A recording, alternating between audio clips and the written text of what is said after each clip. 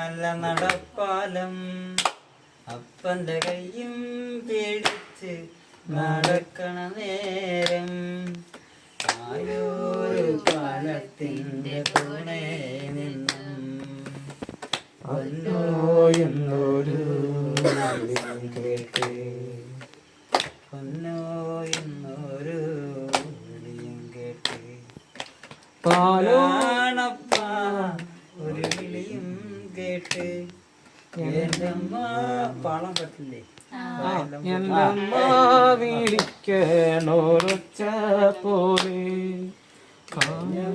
കാണോട് മണ്ണായിട്ട് അപ്പന്നല്ലേ പറയാറുള്ളേ അപ്പന്നല്ലേ പറയാറുള്ളേ